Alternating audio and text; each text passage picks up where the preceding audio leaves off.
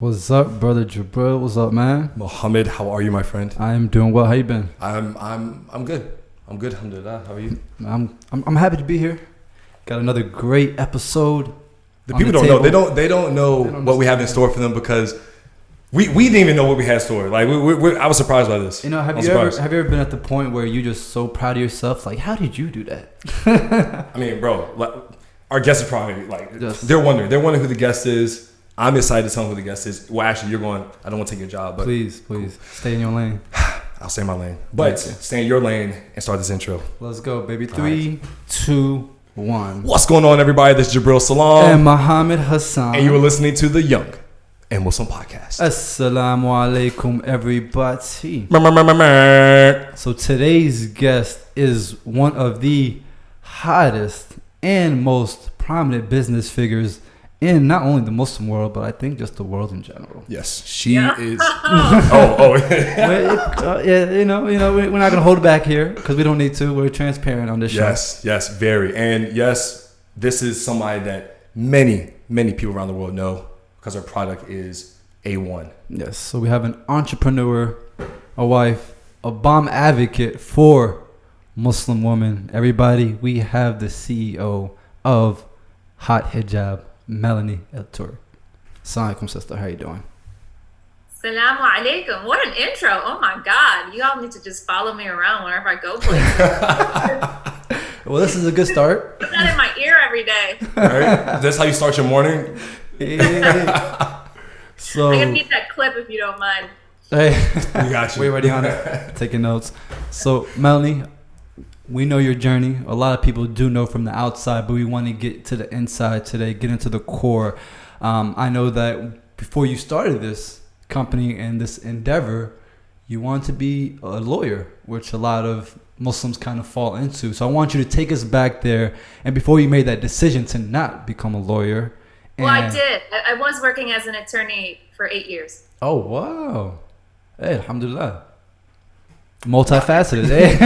Nice. Okay. Well, we want to hear about that journey too, but we just want to start off and figure out, like, when did that start for you? I know you were still creative. You mentioned that you like to sketch. You didn't have that fashion, I guess, background, but you still had like those little hobbies in between that kind of turned you into the woman that you are right now. So if you want to jump into that, I think would be a good place to start.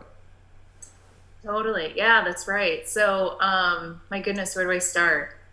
I guess I've always just been a creative. Since I was young, I was always into fashion. And something that my mom told me not too long ago that I have no recollection of, she said that when I was in high school, she asked me, what do you want to do? Like, what do you really want to do? And I said, if I could do anything, I would just design clothes. And I don't remember ever saying that because I was on a trajectory to law school really early on in high school. And I knew that that's what I was going to do. I was 20 years old when I went to law school. So laser focused. Wow. I was going there, so, but that said, and I think a lot of attorneys are this way. We're very right, left brain. I know a ton of friends who are attorneys who have a side hustle that is very creative because we need that outlet. Yeah. It's not like a typical science brain or something because I think you need both sides of your brain to be an effective lawyer. So I always had a side creative hustle, whether it was just personal, me trying to like sew my own clothes, or I would embroider other people's clothes and sell it to them in college. In middle school and high school, I would like make beaded jewelry and sell it. So there was always also that entrepreneurial aspect of like a hustle through my creative endeavor because I grew up like middle class. I had to, if I wanted to dress a certain way, I had to pay for it. And so I had to figure out a way to make my own money at a very early age. I think my dad gave me an allowance of like $10 a week or something, which is like, when you're in high school and everyone's wearing Abercrombie and it's like $60 a sweater. That was rough. So, so it was always in me. I always had it. And then it wasn't until, actually what I do remember is I was working as an attorney, and this is right when, Facebook is kind of just popping off and people are starting to brand themselves. You hadn't really seen today, God, when we think about it, like everybody has their online persona and everybody has an Instagram page for whatever it is that they do. But this is pre all of that. And I remember just seeing like stuff simmer with people who had side hustles, whether it was like photography or makeup or whatever it was, start, on Facebook or like put up their own website. And I remember looking at it and being like, if I don't do this, I'm going to regret it. And if I see somebody else doing this, I'm going to shoot myself in the foot. You mean specifically what you're doing now? Specifically what I'm doing now, which was, I don't know that I could have defined it at that time. It was just like my own thing in a creative space that had to do with fashion outside of the law. Gotcha. I knew that if I didn't do something, I'd regret it later. Yeah. So after that thought that you had and just that build up and the anticipation, I mean, what'd you do after that? So, I was working as an attorney and the law was always my first passion. The reason I went to law school is because I'm just incredibly passionate about social justice and issues, particularly as it pertains to race. Being biracial growing up, it was a subject and a topic for me that I was so passionate about before I even knew what civil rights meant. And it's because as a kid, when you have certain experiences, you just don't want the world to operate in that way. And I always tried to take it upon myself to fix it or to understand it, to learn why this happens. And so I knew very early on, I want to go to law school specifically to specialize in civil rights and to be a social justice advocate. So, I mean, that's heavy stuff. And, Yeah. When did you make that decision? Because that's like, as a teenager, that's a really, really heavy topic to take on. Right. Yeah, like I said, I don't think I even truly knew what it was. I couldn't even define it. I just knew it in my heart. I knew that I wanted to fight for people. I wanted to be a voice for the voiceless. It wasn't until literally I was in law school and there was a class called Race in the Law. And I was like, oh, that's the thing. And I would take every class that was like race and other for, Section 1983 constitutional law. I would take all of those classes because that was where my passion lied. And so it was in law school that I knew right away, I'm not here to become a corporate lawyer. I'm not here to I'm here to be working most likely at a nonprofit, which is what I ended up doing. I worked at NAACP for the Michigan Department of Civil Rights, for a private civil rights litigation firm, Access. And then I was a staff attorney for CARE Michigan.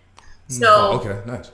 So that was my trajectory. And it was, very, very rewarding and very time consuming. So I really didn't get into my own groove until I got married, left Detroit, and moved to Chicago.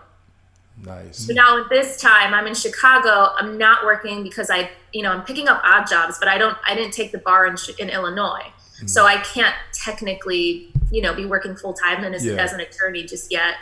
And so it was actually my husband who had the idea, and he came home one day and he was like, I have the best idea. He walked down that corridor and he was like, let's start a Muslim fashion brand. Wow. And I was like, what? I just laughed. I was just like, are you crazy? You're crazy. Because for me, it was always just about fashion. I never put it specifically to Muslim women or hijab. I was just always into fashion. Yeah. And when he said that and he explained more and he was like, listen, Muslim women, they deserve to be acknowledged and validated. And in my mind, I guess what I was grappling with was, again, this is 2010, right? This is pre-hijabi bloggers, this is pre-Instagram. Yeah, exactly. Put your head in that, your time, or yourself in that space. To say Muslim and fashion or Islam and fashion was like an oxymoron. You couldn't, those two things didn't mesh. That's what I was gonna say. How did he even conceive the idea? What was his process thinking of it? If you can answer that. Yeah, I think with him, he's just number one, he's a dreamer. His head is in the clouds. My feet are on the ground. We're very opposite in that way. So for him, there are no boundaries. There's no ceiling. There's no wall. Everything just is as it is. And he's just, I don't know how he walks around in the world. I'm not like that at all. So I will find everything that's going to say no. And the reasons why you shouldn't do something. Whereas for him, he saw it as really logical. Here's almost 1 billion women around the world who wear this thing, whether it's on their head or in the clothing that they wear that tends to be more modest, yet nobody is catering to her specifically. Why? That's dumb. And if we don't do it, somebody else will. So we should jump on this. And you would be kicking yourself. Exactly. And I think because I already had that thought, and it was bubbling within me for so many years of wanting to do my own thing, wanting to get into the fashion space, it just made a ton of sense. And what Ahmed brought to the table was he sharpened the idea so that I could take it and really run with it. Nice. And you made it something that works with you. For example, now when it comes to social justice and certain movements, everybody believes that they have to be on the ground, that they like, because everybody else is doing it, this is what I need to do because I need to quote unquote fit in. But that's not what fits you. And you had the background for having that social justice reform type of idea or, mindset.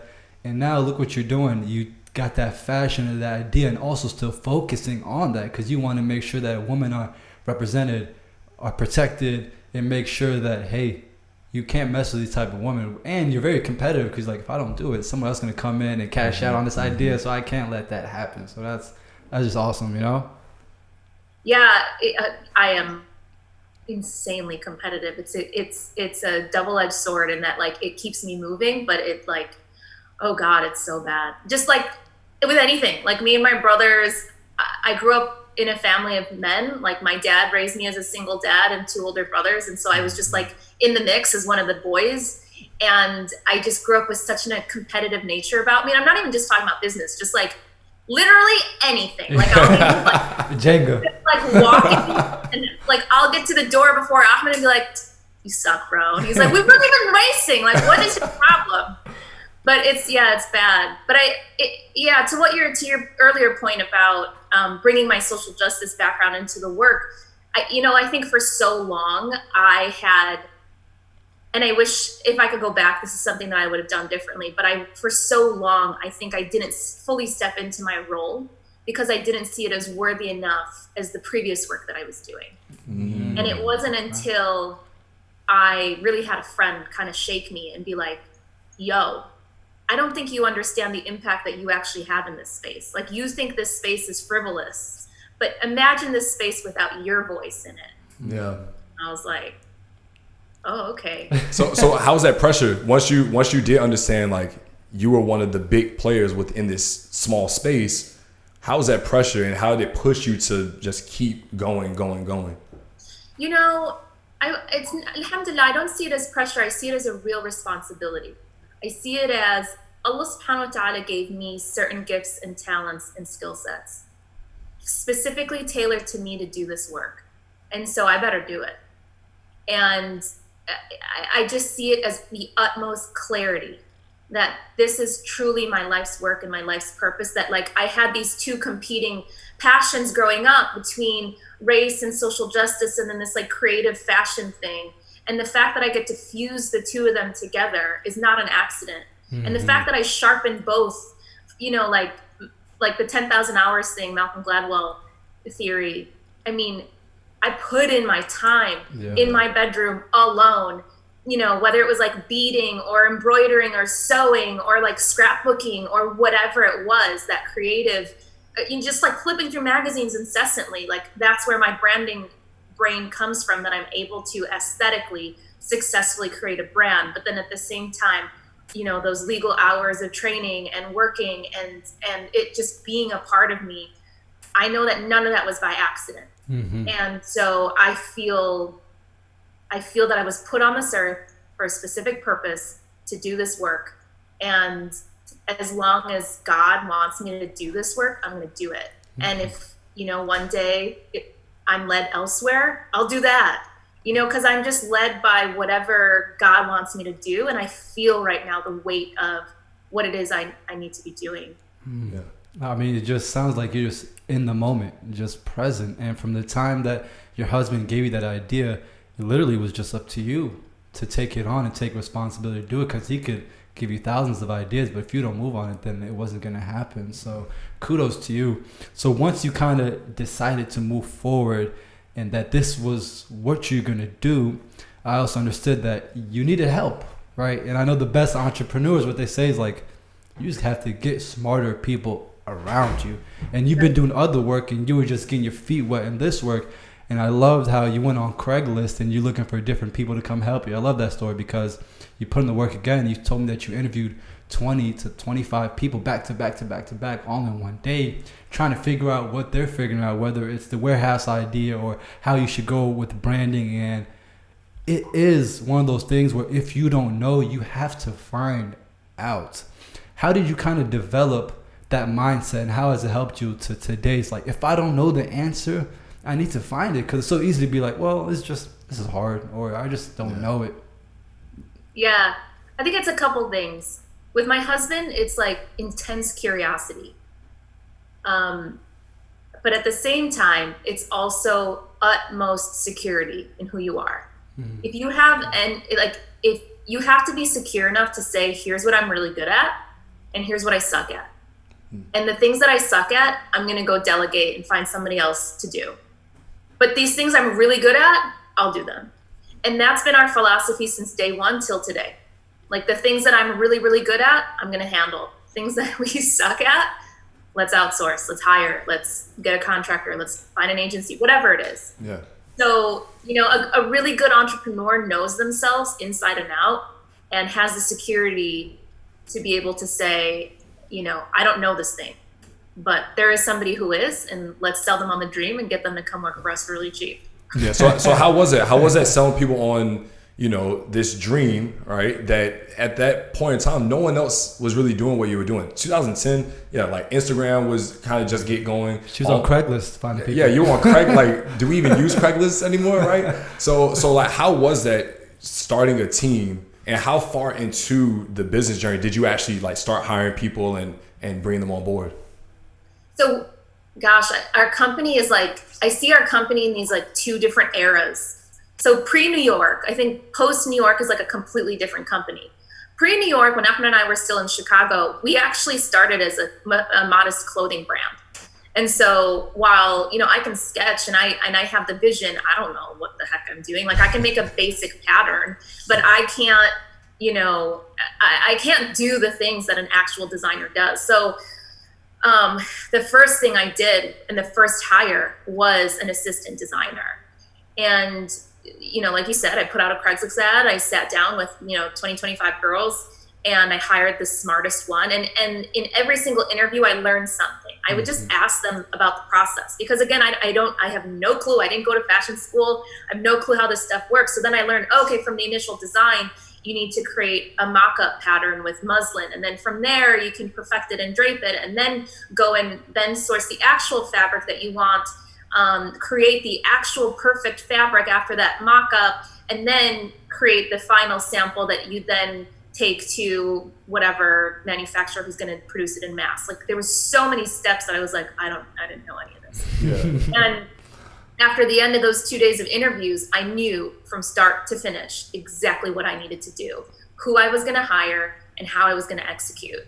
So it's that like curiosity and staying super hungry of like picking up like a sponge everything you can about this new endeavor, and then just executing. So that was our first hire, and she helped us with our first line, our second, maybe like our first 4 lines. And then the other hire that we brought on wasn't until we moved to Dubai a couple years later, which was, since we moved to Dubai, all of our inventory was still in the US, and she basically housed all of our inventory, shipped it out to all of our customers, also did customer service, and like would help us out with blog writing. Oh, that's day one right there. That's She's actually with us today. Nice. We hired her in 2012. She was with us for like a few years. She left to do her master's, and then when we moved to New York, we hit her up because she's if I could clone her, like I would. Respect. I'd have a team of errands. And she now is she's moved from doing that in 2012 to then being our merchandise analyst in 2016 into visual merchandising. And now she's our product manager on the engineering team. Wow. So, big shout out to her. So what is the process of scaling a business? And this, because we have people from all over that are doing so many different things. Mm-hmm. We being entrepreneurs, like, this is our business masterclass right here as well, right? So like, what is the process of taking a business from, the initial phase was still a concept, kind of, you're making, a few different things, few different products, to, okay, now it's time to start hiring. Okay, now we need different departments. Now it's beyond just us and what we can do by shipping and come up with designs. How do you scale in that way? So for us, we scaled for real after we raised a round. Nice. Okay. It took capital. Because for the first 6 years of running the company, I was also working as an attorney. So now I've moved to Dubai, and now I've got a full-time gig. I'm a law clerk at, the financial district court. It's like the international courts of Dubai. And so this is my it's still a side hustle. It didn't turn full-time until 2016. So in those first 6 years, scaling was something I was actually kind of afraid of, because I was like, I don't know that I have the time, and I don't even know that I want it. There's something within, the Muslim community, pressure that we all have to do the professional job and do the conventional job. Mm-hmm. And for me, that was the law. And there was a lot of pressure on me that I put on myself, really, that I probably picked up from the society and community around me, that I should play down this side hustle and just focus on my legal career, because that's the conventional thing to do. So at the time, I don't even think I didn't we had friends who wanted to invest in our business early on, and I was like, that sounds like a lot, and I'm real responsible. This is just fun. Mm-hmm. And so then in 2016, when I finally got over that, we moved to New York. Both my husband and I quit our jobs and came here to focus on it full time. The first thing we did was start networking in order to fundraise and raise a small round to scale the growth of the team, build a team, scale the growth of the company. So for those 6 years, I mean, it was so easy to be like, hey, this is just a side hustle, even if you see it works. Like, we both have great jobs. Sound like your husband had his own career set. You were an attorney. So in the Muslim term or the sense, you guys made it, right? You made it. You're at the destination, and alhamdulillah, you guys are married. So it's just like, what else is there, Right. But you guys knew that there was more. And what I want to ask you is that before you got those seeds of funding, I know that you didn't want to take out any loans just because of interest, and you know how that game works. And then you got a little loan from Ahmed's family that was very generous. But within those 6 years before you guys decided full time, I mean, how did you keep it alive? Right now we're doing this thing for 2 years, and we really haven't raised any money. And then every day we got to keep it alive, literally. So it's been 2 years. You did it for 6 years. Mm-hmm. Yeah, we number one never got paid. I mean, in 6 years, we didn't get paid. We never paid ourselves. It was a passion project. So everything went back into the business to reinvest in inventory, in marketing efforts, in whatever it was. And we also just had to be really, really creative about ways to get capital. So an example of that is in the early days when we were, trying to launch this first clothing collection, we needed capital to do that. We got a small $5,000 loan from Ahmed's parents, but it takes a lot more than that to do everything you need to do. I mean, they're just the setup fees alone, the inventory costs and everything else. So what I did was I used to wear vintage scarves as hijabs in high school and college, because I've just always been a vintage nerd. And my friends would always ask me where they're from. And I'm like, oh, it's vintage and whatever. Cachet around that, right? And so I was like, let me do this. I'm going to scour all the vintage stores in Chicago, grab everything that I can that can be worn as a hijab, and restore them, fully wash them and restore them. And then we'll sell them on the website. And that's how we'll launch. And we'll use that money to then fund the clothing line. Nice. And I was able, and I'm a hustler. I'm from Detroit. We don't mess around. So I would go to these stores and be like, listen, how many of these scarves do you have hanging around? I'll take them off your hand. I'm buying it in bulk. I would get them down to $1 to $2 a pop. And how much were you flipping them for? $20, $25. Yo, that is... You wild. You wild. Love it. I love it.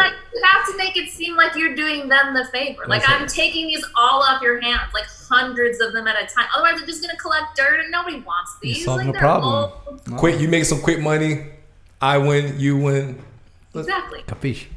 So that we made anywhere between $800 to $1,000 every week. We had a Tuesday drop. We still have our Tuesday drops, but that's how it started. Was the vintage scarves.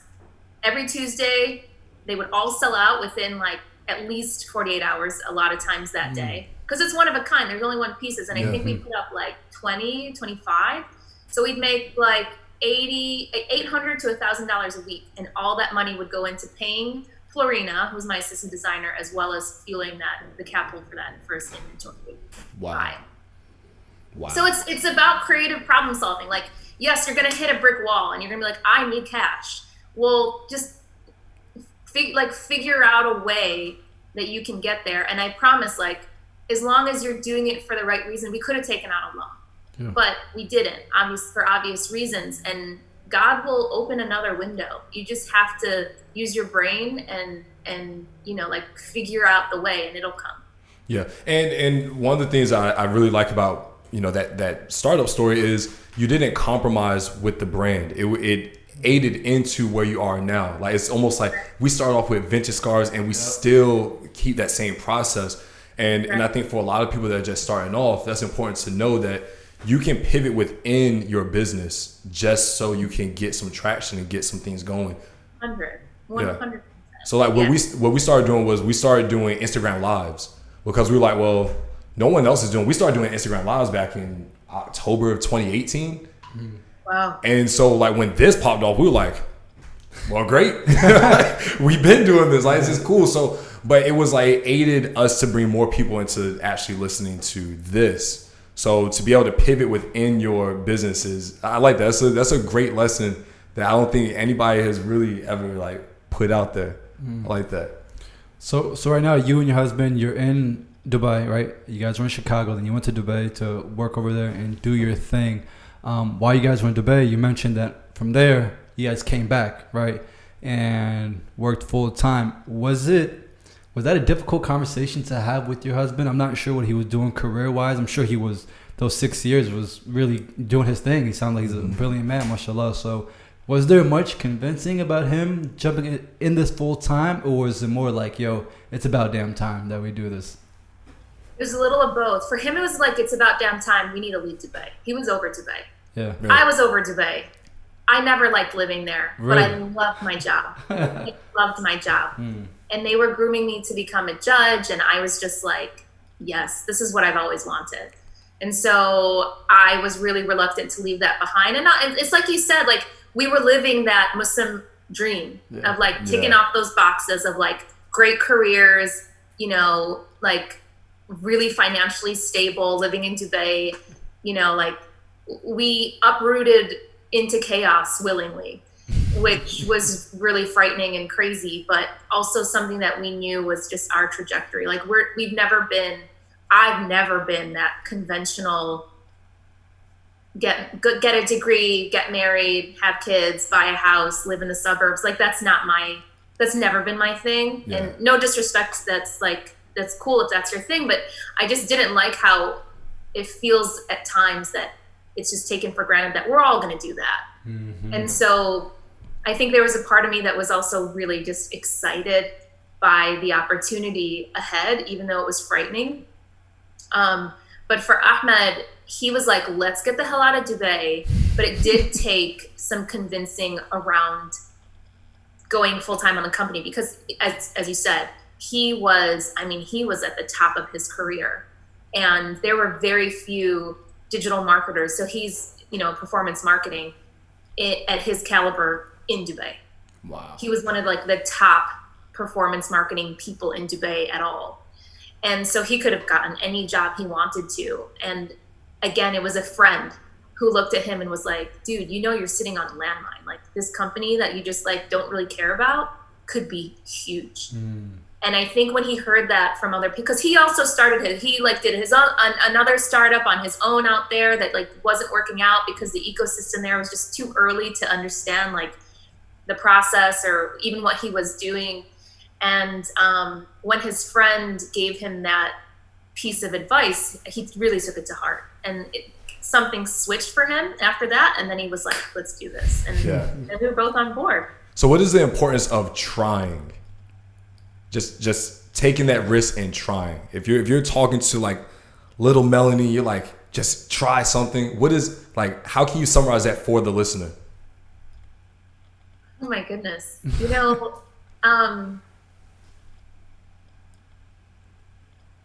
I think I'm kind of unique in that I grew up, my mom is Catholic Filipino. My dad is Lebanese Muslim. There are no boundaries, right? Like, I grew up in a house where anything's possible. You wanna freaking be an astronaut? Great, go do your thing. Wow. Like, I was encouraged to do anything and everything. Like, I remember being probably 6 years old, and I had I had colored some like illustrations, NVD, and my dad was like, "Great, now why don't you narrate them? You can create a book, and then we'll mass produce it, and you can go sell it to the neighbors." No way. I'm 6 years old, Dad. Like, what the hell? But my dad, number one, he's got hustle. That's where I get it from. Most Lebanese people do, because they live in a war-torn country and have to figure it out. But it's like, just do the thing. Just do the thing. Like, I remember one time I was like doing a puzzle. It was just a puzzle, me and my brother. And for whatever reason, we didn't finish it, and we like packed it back up in the box. My dad was like, "Oh, hell no. You do not quit. Get that puzzle back out and finish it." What? And I was like, "I don't want to do the puzzle anymore." He's like, "I don't care. You started it. You're going to finish it." So like, I was raised in a house where it's like, we're doers. You don't get comfortable. You lean in, you do the damn thing. So the reason why it's hard for me to answer that question is because it's just my nature. Like, I was raised with two parents who made me believe that I could do whatever the hell I wanted and showed me the way to do it. Yeah.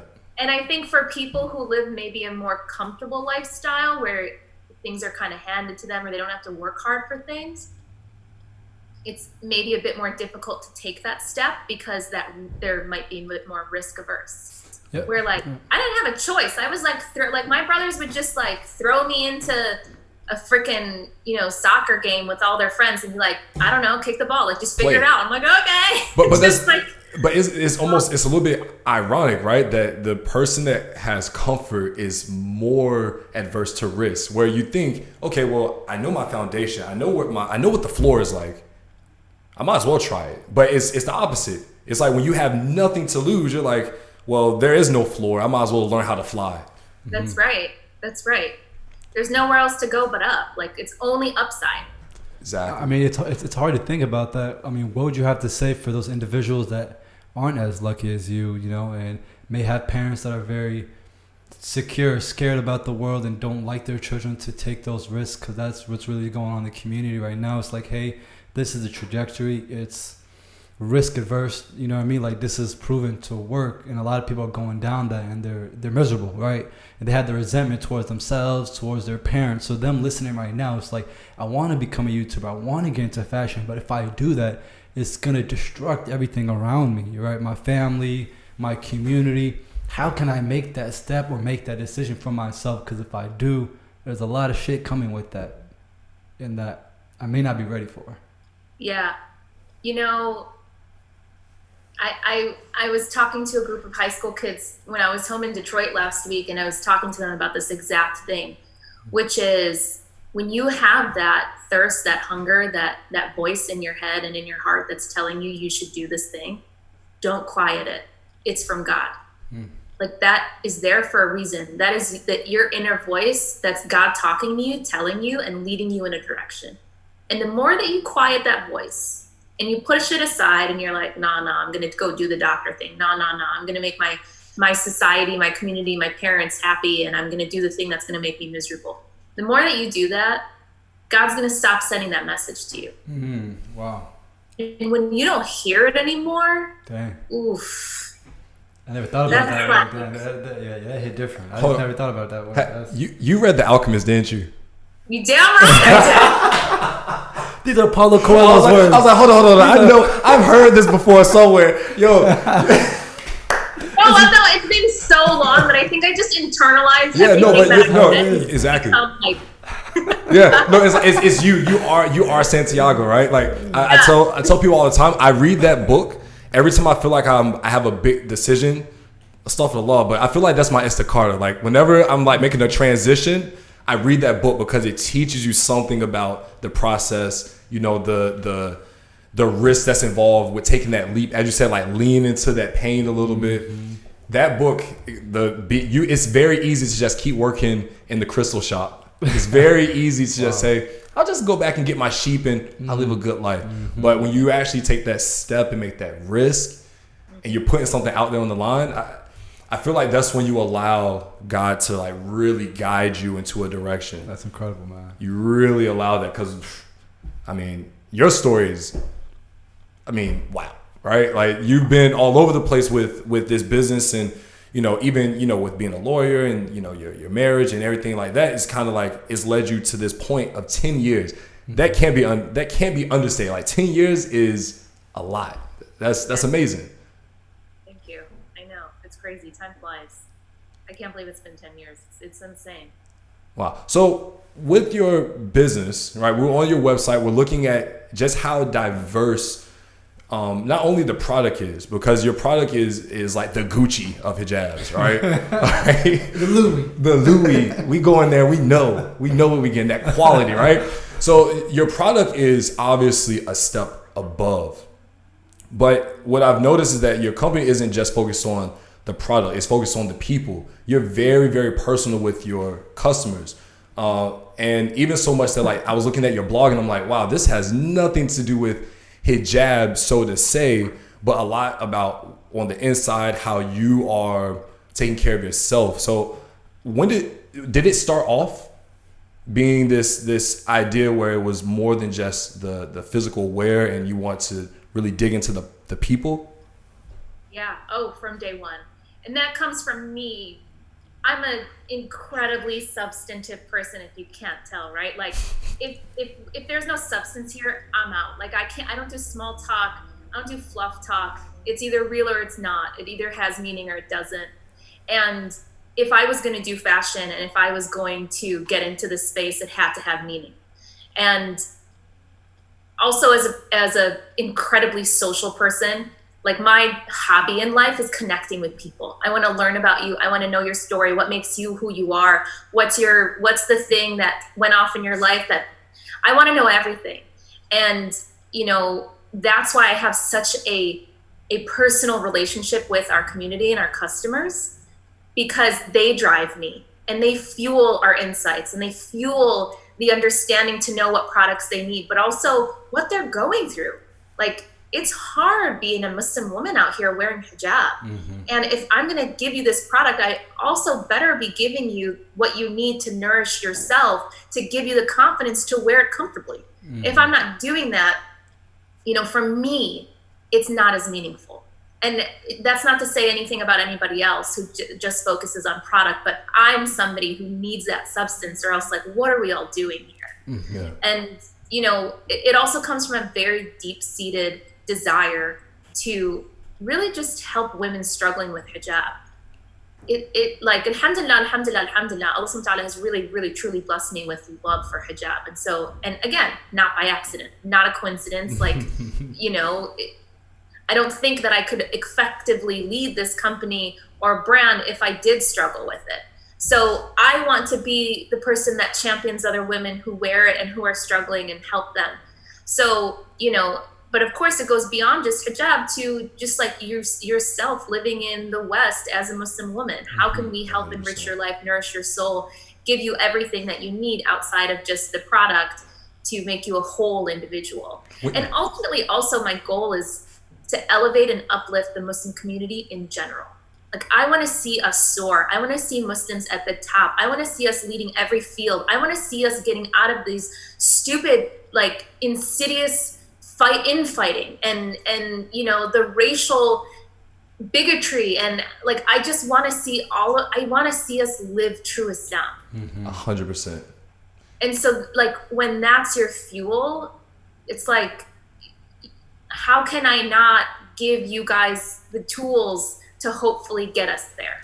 It's because it's bigger than a garment at that point. Like hijab, I think a lot of people forget that hijab isn't just about the hair covering. It's how you live. And this applies for women and for men, right? It's how you live in modesty, how you live in moderation, how you live and how you treat people, and how you let people treat you, right? There was this story about I went to this seminar where it was about hip hop and Islam, and I know in my community, African American community, you grow up back. Well, I'm not that old, but like back in the day, if dudes saw a woman walking down and she had on a scarf or a kimar, whatever it is, and they saw her, hey sister, how you doing, sister? Asalaamu Alakum. They might not even be Muslim, right? Mm-hmm. There's a respect. Mm-hmm. Like you just know when you see a Muslim woman, when you see a woman that's covered, you show respect. That's right. And so like that same respect is what, like you're saying, we want to see the culture of being Muslim, or in our case, young and Muslim, change for the world. So it's much more like this is a podcast. This is a front. The podcast is a front for like what, overall we're trying to do. And much like your mission, it's about trying to put Islam on the forefront, whatever it is that we do, whatever it is we pursue. So I love that the company is people before profit. It's your morals before money. I love that. 100%. It's purpose, product, then profit. Mm-hmm. And as a consumer, right? Jabril and I are both soccer players. We try to think like, why should I buy these cleats from Nike or Adidas, where I can go down the street and get the Spalding ones that cost $15, right? What is the difference? It's the experience and who it makes us feel when we put it on, the story that we tell ourselves. Nike's all about, let's do it. So when I really got really good at soccer, I was just Nike down, because once I got on the field, it was just like I was in my zone. I felt like I was at my top. And I do believe that's the same experience when the women purchase your hijab, because it's not just a regular cloth that they got from the Medina market or anything like that. It's something that is tailored to the superb woman that wants to be the best version of themselves, and we help you do that. So I think I kind of answered my own question, is what do women feel when they wear your product compared to somebody else? Like, what is different between you and your competitors? But I think you kind of hit the nail on the head. Yeah, no, that's a really good question. And something I always ask our customers too, because again, these like insights are really important to us to understand. And what they tell us is it gives them confidence. And I think that, when the product is superior and it's not a makeshift, like you didn't go to Target and get a neck scarf that you're wearing on your head, which by the way is our biggest competition, are neck scarves from like H&M, Forever 21, okay. Target. That's our competition. Because when you ask, and we ask our customers, like, or just Muslim women in general, where do you get your hijabs? The mall, Target, wherever. When you're not makeshifting and you're actually wearing something that's made for your head in the right size and the right thickness and the right breathable fabric, it makes a world of difference. And when it's specifically from our brand, because I think, the cachet that we have, hopefully what I've been trying to build all these years, there is something different that you feel that hopefully is about comfort and confidence. Mm-hmm. And yeah, the other things that we hear all the time is it just gives people, it just makes them prouder to be wearing hijab and to be, going out in the world and holding their head up high. And confidence really is like the best word for it. And it looks good. Like it's very fashionable. Like exactly. Don't slouch on the fashion end of it. It looks very, very good. Man, I had the question. I just lost the question. It's okay. It's already difficult. Just adding to your point, it's already difficult for women to wear the hijab, but now you're giving them the opportunity to look better, be more confident, and actually look forward to wearing it. I was telling Jabril this story earlier. When my sister was younger, she was going through that process and was ready for it. Before she hit that milestone, she was just like, I feel like I just don't look as good with it on. Like, I feel like I just look prettier without it, So hearing something like this, and this is your focus, that makes us more comfortable, right? In regards to what we want to do and with that confidence. And this is what you guys do. Target, H&M, they don't focus on hijab. They just focus on other type of fashion. So this is what we do specifically. Primarily, we are a boutique shop, and whatever you guys need adjusted, we're listening and we're gonna make it for you guys. Like Nike right now is trying to do their own hijab, and now the bikinis are coming out. Once they figured out, they went and sold it for like $1,000. You know what I mean? So it's just ridiculous. So we need somebody else that is speaking true to the game, that is unwavering on this purpose and this mission. So, you get your question back? We also have our athletic it's gone. coming out next month, so we're gonna dunk on the Nike Hijabs for sure. Yeah, we know. We saw it. We saw that. Let's do it. The innovation is pretty cool. How has the product that you I remember what it was now. I remember it was very big. This is actually very big. Is with things with Islam being the core of your business. And hijab obviously being the core of, how the moral fiber of the business. How important is sustainability with your customers knowing where this came from? That, like H&M, we know where a lot of their manufacturing goes on. We know what those shops are like. We know how much they pay for a product and then they flip it for like 2,000%, right? How important is sustainability, and how do you ensure sustainability for your customers? Oh, I love that question. Sustainability has been a huge part of the brand since day one, since vintage scarves, right? It's all about continuing the loop. And so you're taking something that has already been used and continuing the circle so that it can continue to be used. Same thing with our clothing line. So that was fabric that was discarded fabric that would have otherwise been thrown in a landfill, in the trash, that we then scooped up to create clothing out of. Same with a lot of the prints till today. All of our prints is dead stock fabric that, again, otherwise would be put in a trash fill. So it's always been core to our focus, and internally something that we've always focused on, but externally something we didn't really communicate, simply because as Muslims, it's our duty as custodians of this earth, right? Like, this is what we're taught as Muslims. But we weren't trying to tout it or shout it from the rooftops because, number one, people didn't really truly understand. Like, sustainability is a real buzzword right now, and there's still a lot of misunderstanding about what it means to be sustainable. However, at that time, it was not really understood. That said, we still talked about the whole process, especially early in those days on the blog. I would talk from A to Z, like, here's the process. We want to be fully transparent so you all know where this is coming from, where it's made. Same thing when we were in Dubai. And now, when with our team and having everybody in place, it is so core to what we do, because if it's not, then we'll lose sight of it. So right now what we're doing is we're actually moving all of our evergreen products into more sustainable options, because again, this is our responsibility as Muslims just on earth. So our athletic line, I hope no one gets upset with me for talking about this, but they're actually made it out of coffee grounds. So you're taking something, again, that would have been discarded and making a textile out of it. And because it's coffee, it's odor repellent. It brings your temperature down. It dries 200 times faster than cotton. It's cool to the touch. So, for us, innovation on textile, especially within the sustainability realm, is everything. It's the future. It's the future. If we are to have, at the end of the day, I'm going to have to stand in front of Allah subhanahu wa ta'ala one day and answer for everything. And if I can't feel confident that I did everything I could to not create more waste on this earth that is plaguing and polluting this entire world we live in, I won't be able to live with myself. So another initiative is because polyester chiffon, you just can't beat it. It's wrinkle resistant. It lasts forever. You can throw it in the washing machines a million times. It doesn't, polyester is this crazy man-made magical fiber. And what we're doing, again, because people don't really understand exactly how sustainability works, polyester is not sustainable. There's nothing that will ever, it doesn't decompose.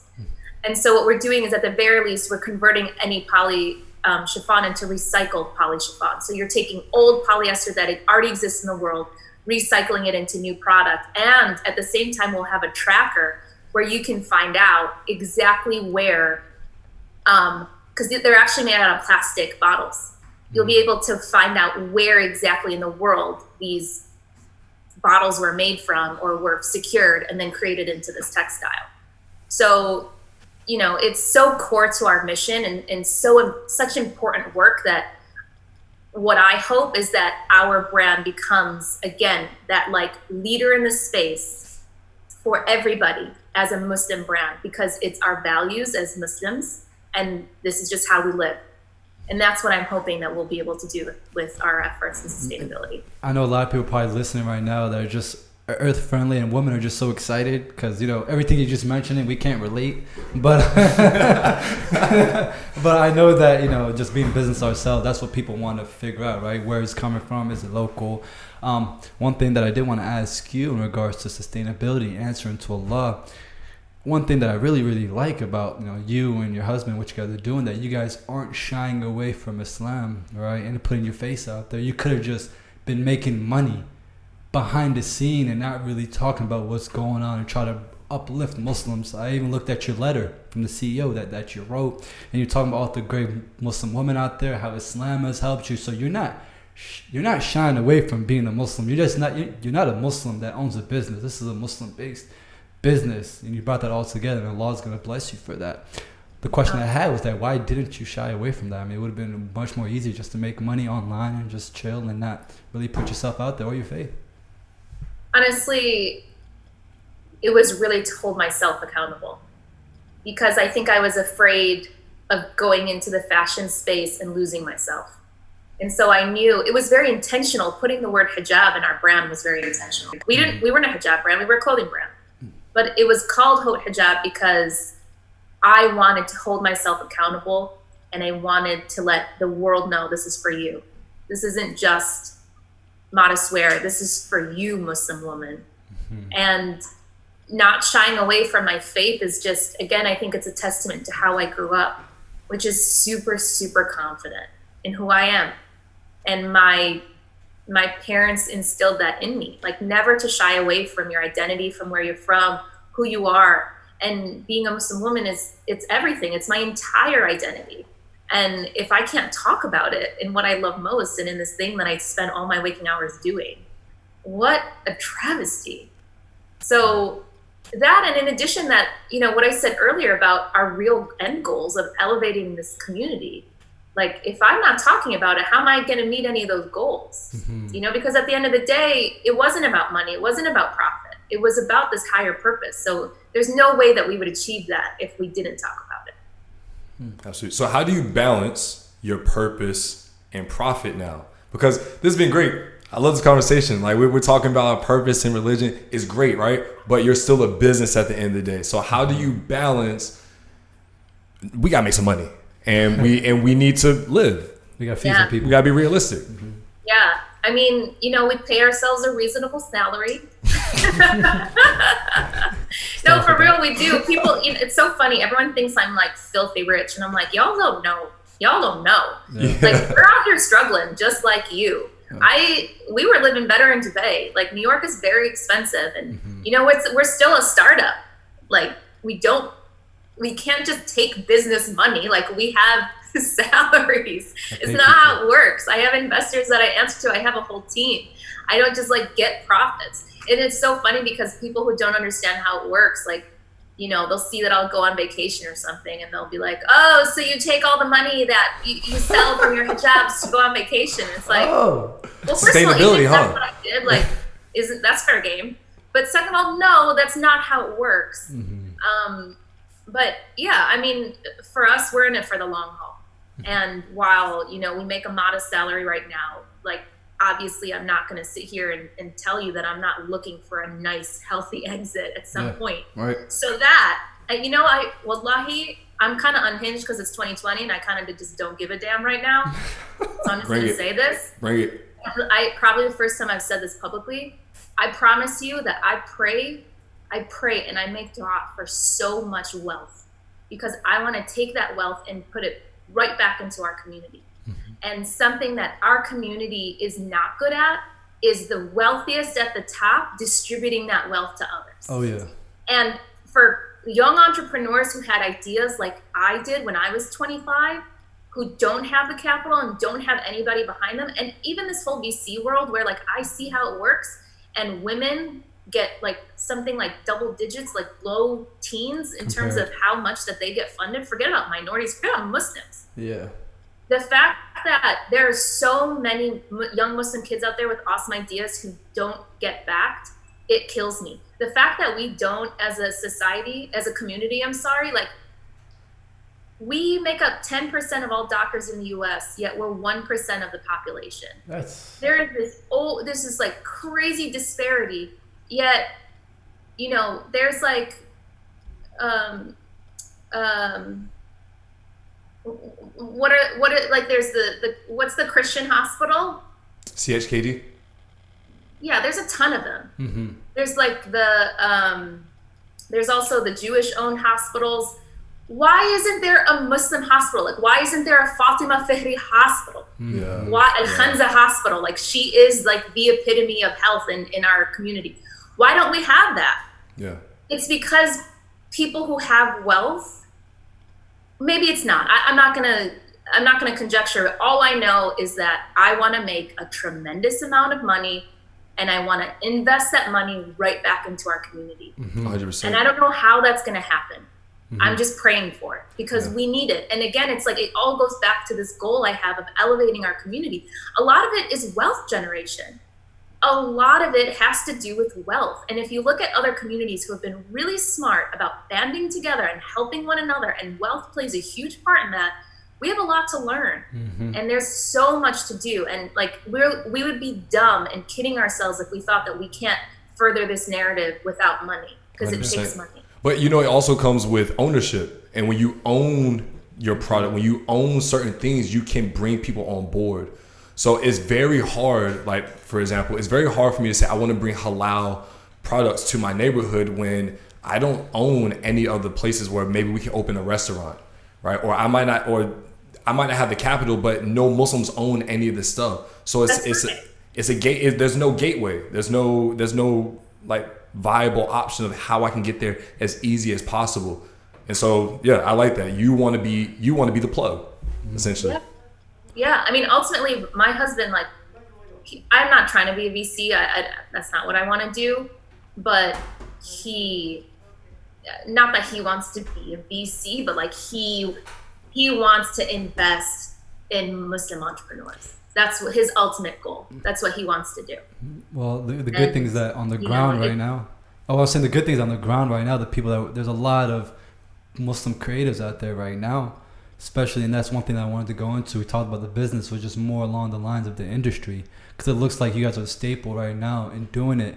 And how does that make you feel when you see other companies, whether it's H&M, Banana Republic, those big people saying modest fashion, but it's not really modest, and they're pulling our young Muslim women and men out to work for them, and all the funds and the resources are going there, but they're still missing the picture of what we need to do? How does that make you feel, and how can we kind of pull the reins back in?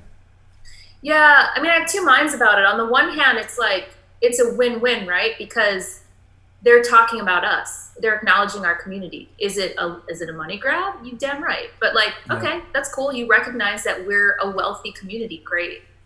That means at the very least we have some clout as a community. And the fact that you want to cater to us, you want to acknowledge us, you want to validate us, that's great. I love that. But at the same time, like, it doesn't take much to do your homework. It really doesn't. I mean, like, come on. Like, all you have to do is, like, you don't even have to have a Muslim person on your team if you don't want. But just consult with somebody, like anyone, And I just think that here's the thing. When it is a money grab, it shows. Just what we were talking about earlier. If I was doing this for the profit, y'all would be able to see that. Mm-hmm. So when people do it for the profit, you can see right through it. Mm-hmm. And whether or not Muslim consumers are into it, buy it, it doesn't matter. We all know what it's about. So that's why, ultimately, like, those things don't last. Because we're not dumb. Muslim consumers are some of the smartest consumers. We are so selective about who we support. Mm-hmm. We don't purchase blindly. We ask questions. My God, our customers are like, they are so engaged, and they want to know every detail.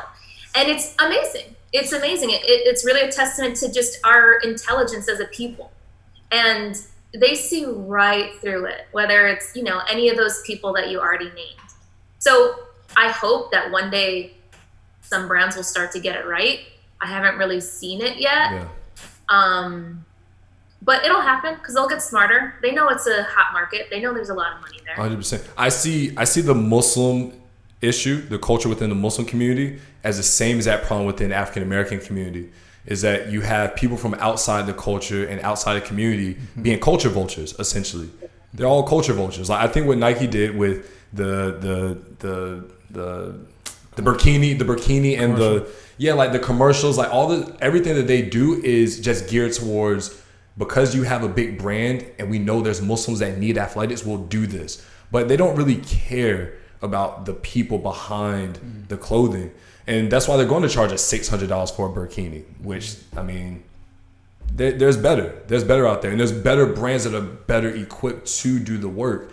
But they don't really care about the Muslim community. They care about the funds. And like I said, you can see that. I mean, just look at the fact that Nike didn't work with Bilqis. Like, can we talk about that? Like, she was, NCAA superstar, right?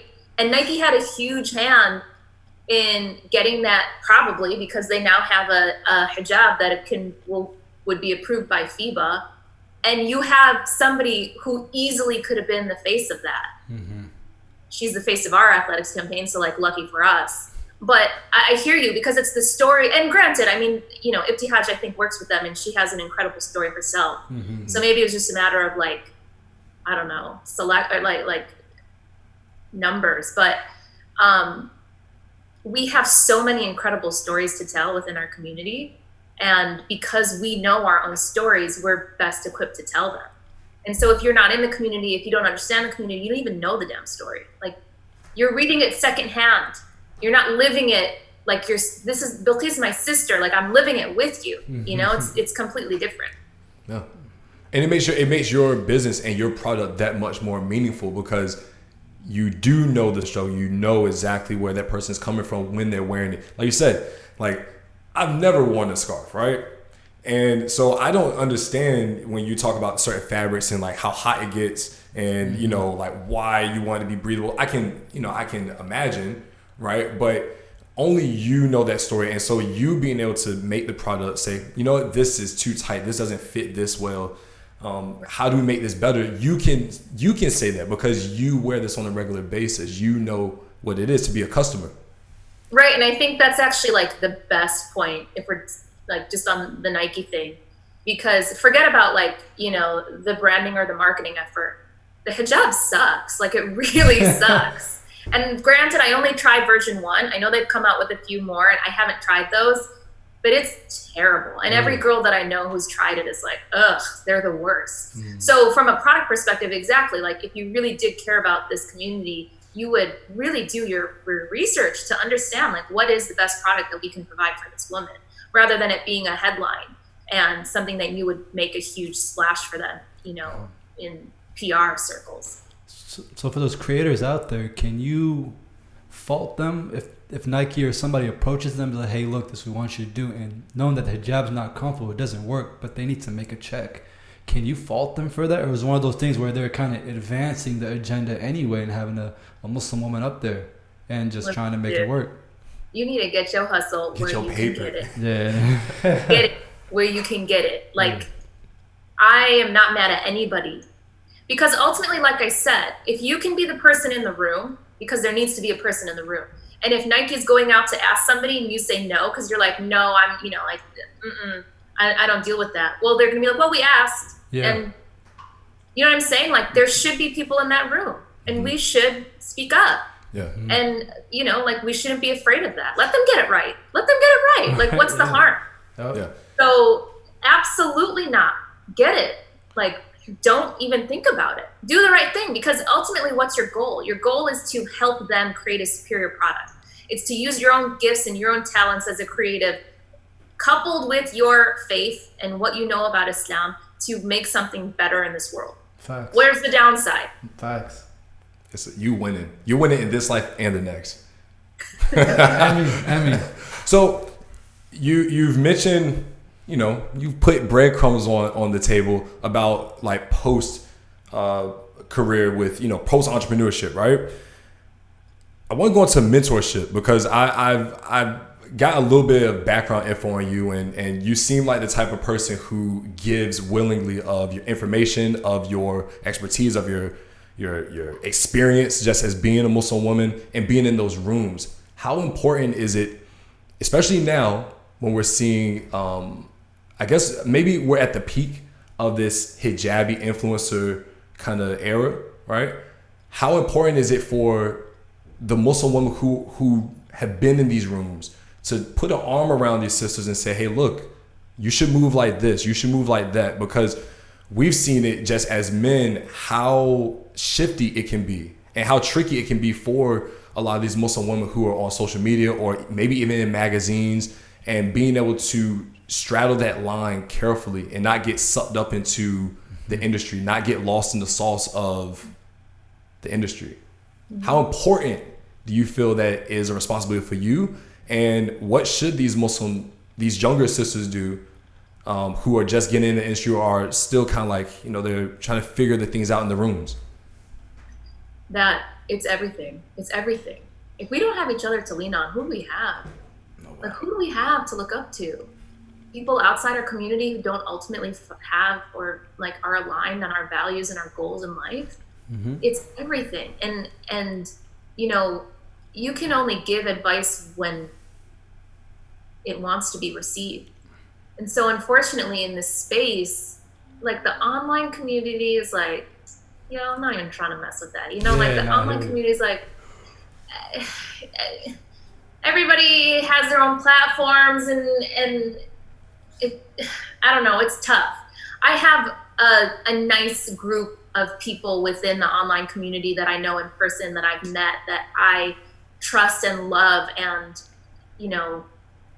they're my sisters. Not to say that anybody else isn't, because we're all sisters at the end of the day, but outside of that group, for me, I kind of just have to look on from afar, because if I'm just reaching out cold to somebody just to like offer advice, it's not going to be well received. It's going to be like, well, what's her angle? Like, what does she want from me?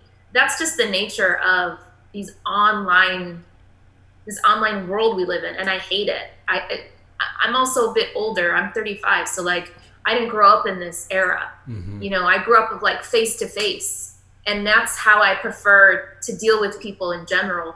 So I wish that there was more of a community amongst like the online, whatever you want to call them. But I at least don't see that it really exists. So what I try and do is just really focus on my community. Like, mm-hmm. if you wanna, if you wanna mess with us and what we're doing, come through. Come on. My friends, we can do this every weekend. I feel you. Yeah, totally. You're all welcome.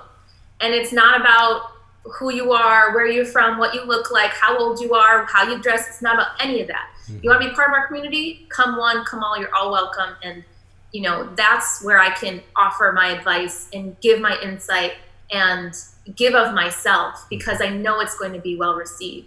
And that's all I can really focus on. Oh. So I wish things were different, but well, that's where we talk about the culture, right? Because our goal is to help bring young Muslim culture and have a standard to it. Because right now it's almost like it's like a free for all. Everybody just gets to do whatever, and if you speak on it, like it's either your haram police, or if you don't speak on it, you just let it run wild like wildfire. So it's like there has to be some sort of boundary or line. So an imam said, Islam is like a blank canvas that you're allowed to paint inside of. But once you start dripping paint on the floor and it gets everywhere else, you need to reel it back in. And I feel like with, especially not just, the hijabi influencer culture, but even within, like how we go into other industries, there really isn't a guideline. And so we almost have to hold one another accountable as creators, as entrepreneurs, business people, because when you don't, you get lost. And we know plenty of people have gotten lost in it. So it's like we're trying as we go on to really figure out how to construct a culture. Like how do you do that, right? And you as a business person, I think you'd be the perfect person to answer this. How do you create culture that is lasting? Yeah. To your first point, I wish that there was some sort of online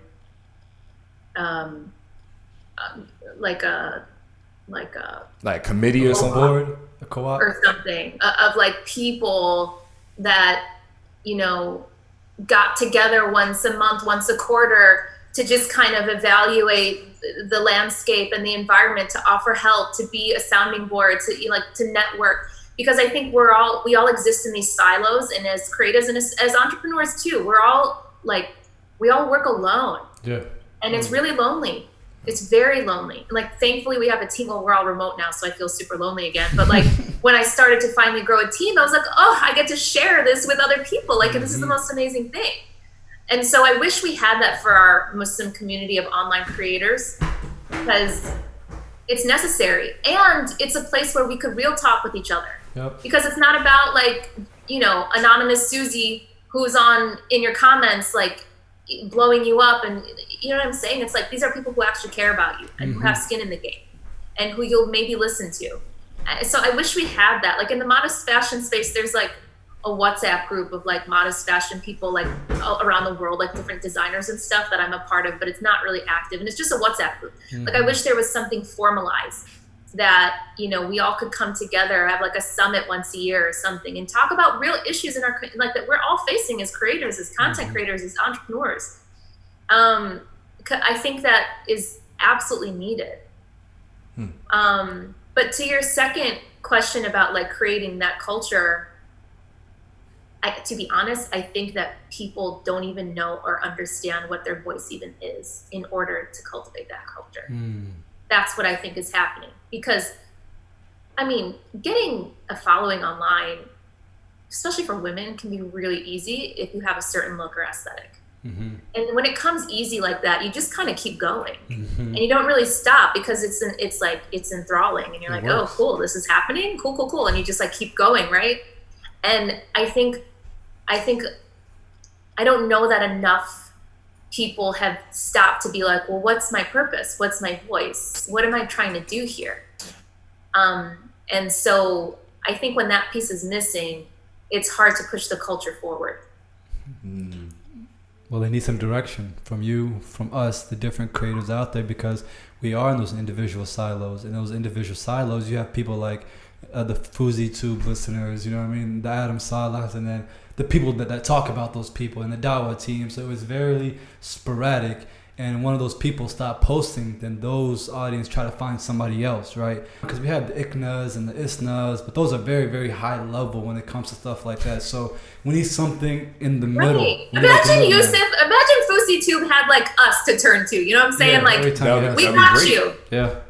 Nothing but love from us. Like, we want you to succeed. Yeah. Like, it breaks my heart to see some of these content creators who get so caught up. Yeah. And it's like, can you blame them? If you were in that situation, would you do anything different? Probably not. No. Having that support around you, like I said in the beginning, is everything. And for me, I find that support in my immediate circle. Like my best friends, my family, my religious teachers. And that's where I get mine from. But for other people who don't necessarily have that, it's bitterly lonely. And it's so easy to fall off, because when you're alone, guess who's with you? Shaitan, whispering in your ear. Day out, day in, day out. Wow. It's tough. It's hard. Wow. So Melanie, we don't want to hold you, because we want to bring you back. We already have a second episode already planned. We talked about this before we got on air. Anytime. So, if there's any lasting advice that you can give to people that are a part of your community, people that are listening from our community, what piece of advice would you give them as a boss? But before you go into that, I wanted like the last thing, right? Before you go into that, because the ending. Got you. With the Haute Hijab, like, what do you guys, like, what's next? We know that you come out with the sportswear. Anything for men out there? Like, what are y'all doing next, so we can know what's coming up and people can kind of get ready for it? Yeah, we get that question all the time. Not any time in the immediate future for men's stuff, but yeah, athletics drops next month. September 22nd is our official launch date, so mark your calendars. I don't know if this will air before that. Inshallah. If not, then go to the website and check out our athletics collection. Hey. So that's happening. That's huge. And then honestly, to be totally honest, with COVID and everything, like, we were right in the middle of a funding round. It completely blew up in our face when COVID hit.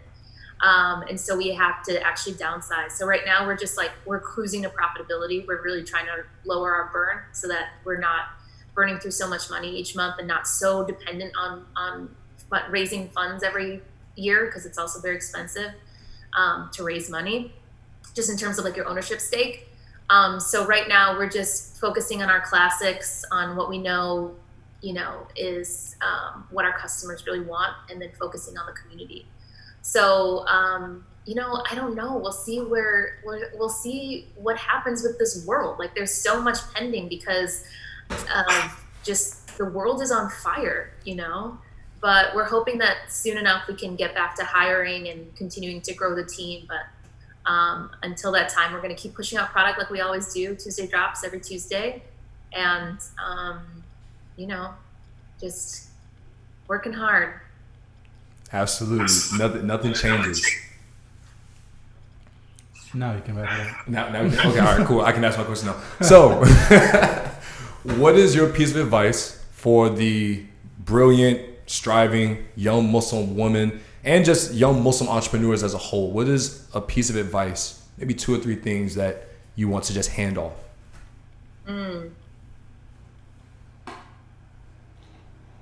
I mean, my piece of advice to any person, especially a young person, is really take the time to know yourself and who you are.